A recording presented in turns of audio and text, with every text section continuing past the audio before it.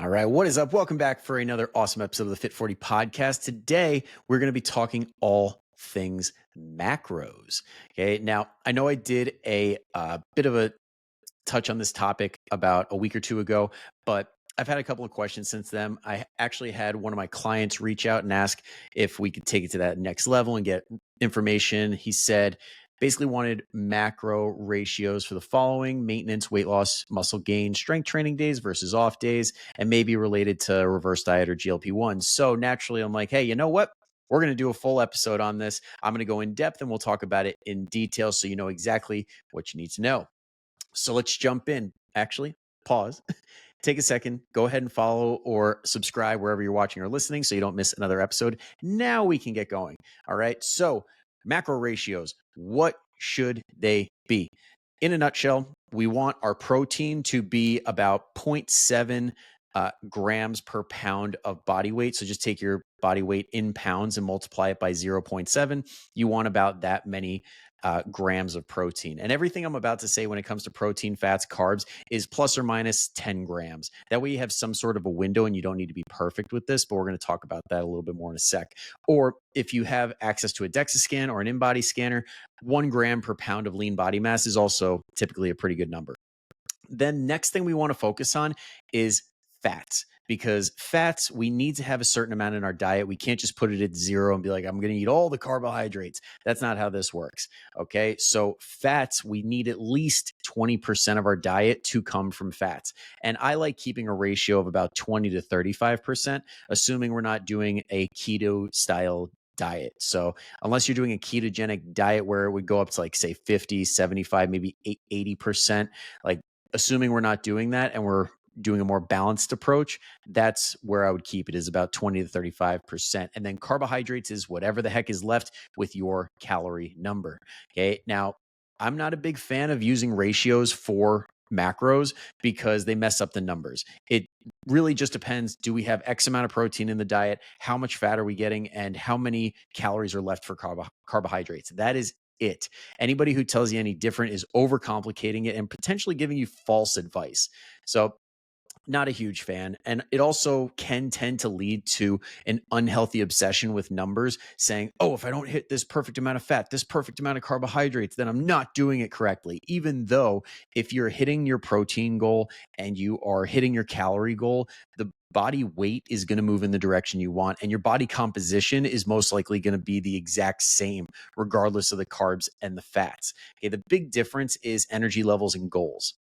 Okay, so we're really, like I said, we're only adjusting carbs and fats when it comes to macro ratios. And just know everyone's different. I'm about to give you like what would be best practice based on science. But at the end of the day, some people are not going to respond the same way to these different protocols. You might not respond in the best way possible with what I'm about to tell you. The kicker really is, how do you feel and how do you perform when you implement these certain strategies? And along with that, how adherent are you? Because most people do not have the adherence level. They don't stick to the plan consistently or accurately enough to justify doing this style of nutrition protocol. All right. Because most people miss days with their calories, miss days with their macros because they happen to go out for a normal dinner, which people should do. Okay. Or they have a moment in time where they get sick or work gets really busy, and then it throws all these numbers off and it means absolutely nothing. So most people would be better off with a more flexible approach, which is exactly what I teach in my Fit 40 Kickstart and the first real phase of coaching, which is nutrition mastery. So again, not a huge fan, but if you are asking these questions, I want to give you the best possible evidence-based answers I possibly can. So let's start with maintenance. Okay. Maintenance, it really depends on your calories and your goals, because if your goal is to perform at your absolute best, whether that is for powerlifting meet or a marathon or Spartan race, anything like that, usually more carbohydrates is the way to go. So you want those glycogen stores tapped out to the max so that you can have as much energy as possible to pull from when the event is actually happening. And when you're training for that event, because a lot of those require a lot of mileage, they require a lot of workload, and you need carbohydrates to, one, do all that damn work, and two, to aid in recovery. So just know that when it comes to performance goals. And then when it comes to, like, you're just maintaining, you're chilling.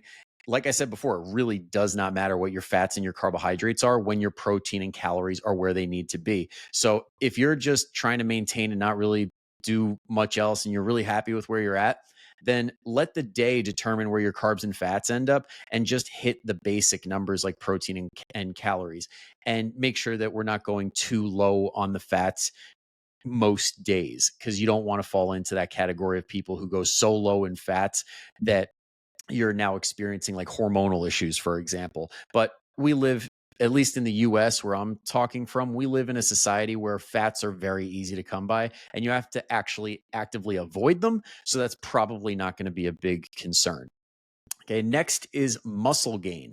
When it comes to muscle gain, it's very much like performance-based goals when it comes to everything I just mentioned.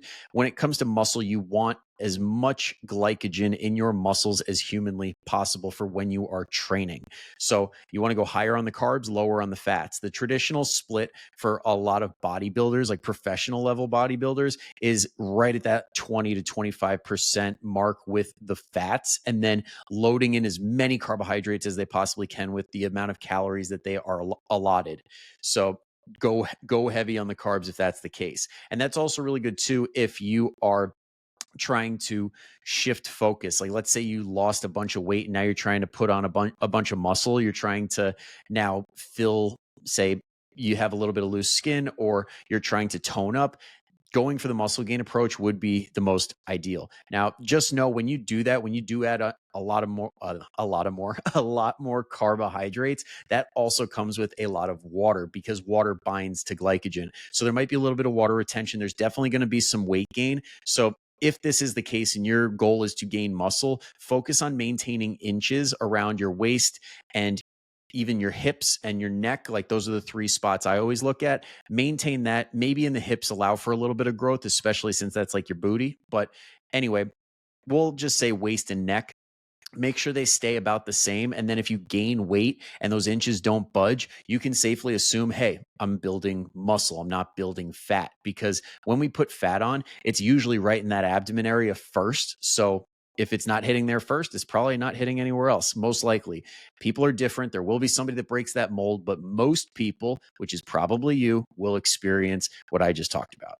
So next is training versus non-training. So on rest days, we're assuming training is doing strength workouts or doing your runs and things like that. So when it comes to rest days, that's actually when you want more carbohydrates, because it takes about 24 to 48, sometimes depending on how much muscle mass you have, 72 hours to replenish your glycogen stores fully. Now, that being said, it takes about 30 to 40 minutes to turn carbohydrates into glycogen for use, but it's really more around the 3 to 4 hour mark if you really want to like get the most bang for your buck. So if I were to put this into a nutshell and make it real simple, on the rest days, go higher carb. That way it's sitting there chilling, ready to go, ready to be used for your training session the next day.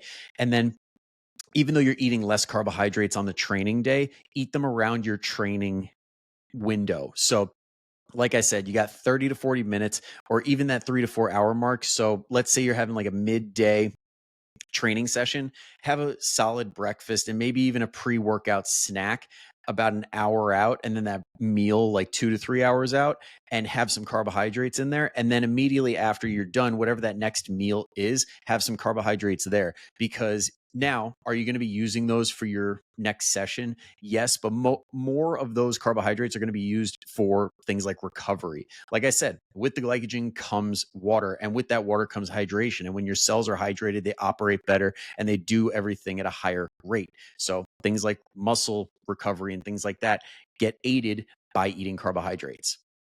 Okay. Let's see. Did I hit everything there? Yep. Cool. All right. So that's training versus non training. Then, when it comes to reverse dieting, if you didn't catch my last episode talking about what reverse dieting is, go ahead and check it out now. It's the most previous episode. Just scroll down and click on it. But a reverse diet where we're adding in a certain amount of calories slowly over time to try and get to a place of maintenance and get to a place where we could build lean muscle. Again, we want to follow that muscle building protocol where we increase carbohydrates, but you could also increase fat as well. And you should at a certain point just to make sure that we're above that 20% threshold. So if muscle gain and boosting your metabolism is the goal, focus on the carbohydrates. If it's not, and you just want to get back to that maintenance level where it's like, okay, really like where I'm at. I just want to maintain these results and not feel like I'm going to lose a bunch of muscle mass and gain all the weight back. And you want to slowly creep those calories up so you could have a more enjoyable lifestyle where you can afford to have more food in your diet. Then in that case, don't stress about the carbs and the fat. Just focus on those geez, I'm getting ahead of myself here. Just focus on getting those calories up and up and up and up, maintaining where that protein's at, and let the carbs and fats figure themselves out.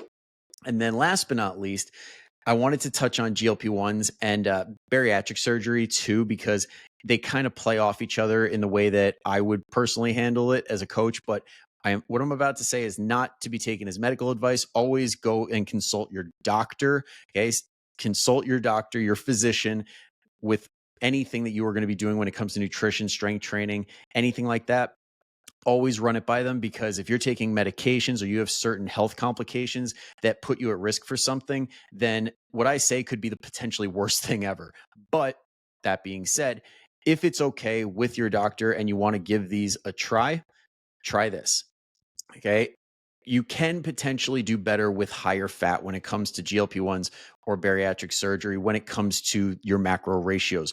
Reason being that you get more calories for less volume. And volume is a very big deal when it comes to things like bariatric surgery, like where um, your stomach is smaller, physically smaller, or you have like lap band or something like that, where you physically cannot eat a certain amount of food without feeling extremely full. And that's the same with GLP-1s, because they slow down the motility of the food so much that you fill up so fast that you can't handle a gigantic amount of food compared to somebody who is not on these medications or did not have that surgery or anything like that. So doing that can help with things like a reverse diet, for example. If you want to add more fats, if you want to add 100 calories of fat, that's literally like what would that be? A tablespoon, just under a tablespoon of olive oil. So it's like that's nothing. You just throw that on your salad and bang, you're in a reverse diet. Okay, it doesn't take a whole lot. Whereas if you wanted 100 more calories of carbohydrates and it's coming from rice, for example, that would be like, I think, half a cup to three-quarters of a cup. Don't quote me on that. I always track when I want to find this stuff out. That's why we want to track accurately. But it's a lot more volume for what you want to do. So it really depends on your goal. And on top of that, you just need to know the trade-offs. Just know you're probably not going to be able to put in crazy mileage like somebody that is pounding a ton of carbohydrates. You probably are not going to be able to do these crazy long hit style classes at the same intensity as somebody who has more carbohydrates in their system. And just know that that's the deal that you are dealt. Okay. That is what has to happen if you choose to go down this method. But like I said, check with your doctor. They're going to give you a much better answer for you than I ever could. Okay. And also, a quick reminder, everybody's different. Everybody will respond differently to different macro ratios. And if you're interested in certain devices that could potentially give you a good answer on that, I've heard good things about Lumen, Lumen. You just blow into it and figure it, and it tells you if you do better on higher or lower carbs or fats, and that'll put you in the right direction. So you could give that a look. But I wouldn't even bother wasting that money if your adherence level is not where it needs to be. These are very advanced level strategies that many people would not do well implementing. And I'm just saying that because it's a fact. But if you have been able to track your calories very, very accurately for months, if not years, if you have been able to keep your protein at a really good level for months or years, if you've been able to keep your fiber in that 25 to 35 gram range for years, then I would explore this. But you got to nail the basics first. Don't jump into the advanced level strategies, because for all the reasons I said, it can lead to maladaptive behaviors. It can lead to self-sabotage. So know thyself, apply it properly, and I hope you got a lot out of this. So thank you very much for hopping on and sticking with me all the way through. If you want more tips like this, like daily tips and a bunch of free resources, then be sure to jump into the Fit 40 family. Get your butt in there. It's totally free, a lot of really helpful stuff. And people in the Fit 40 family can apply to the 21-day Fit 40 Kickstart. And the Kickstart is 21 days of free coaching at the highest level, at the most accountability you will ever receive. So if you want to give that a go and apply and be one of the lucky 10 people in this month or next month or whatever, it's every single month, then get your butt in the Fit 40 family, get those free resources. And yeah, I'll just cut myself off there. Thank you so much for tuning in. I'll see you next time. But until then, go kick some ass. Later.